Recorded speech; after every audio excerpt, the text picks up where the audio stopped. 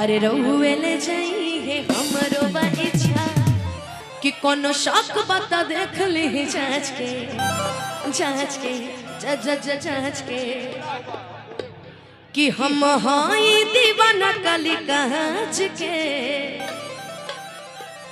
कि हम हाई दीवाना कली कांच के अरे गा जइहे पाँच के चल जइहे नाच के अरे गा जइहे पाँच के चल जइहे नाच के चीज बटे खींचा जानी ताकि आगा पीछा रहुए ले जाइए हमारो बगीचा। एक मिनट आप लोग पहले मंच तो खाली करो आप लोग पहले मंच तो खाली करो। मैं कैसे म्यूजिशियन से कैसे नजरें मिलाऊं बताओ आप लोग। प्लीज सेल्फी का कार्यक्रम 2 मिनट बाद कर लेना, बस 2 मिनट बाद सेल्फी का कार्यक्रम कर लेना आप सभी मिलके। मैं बैठ जाऊंगी इसका मैं सेल्फी का कार्यक्रम करना 2 मिनट बस।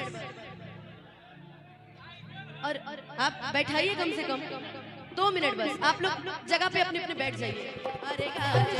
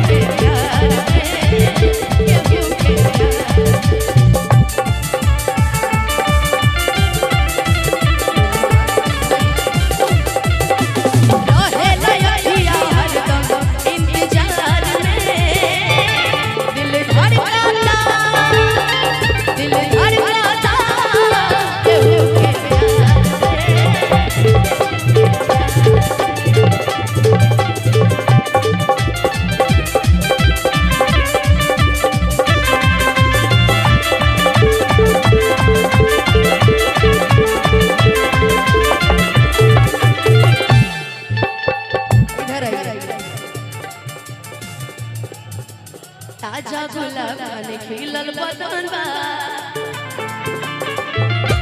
एक ही से पीछे तोरा बहकर कमर बा इस पिरिया के कुछ हुआ बा हे राम तारे विश्वास रोशन बा ए दादा तो कैसे जाइब हम बाँच के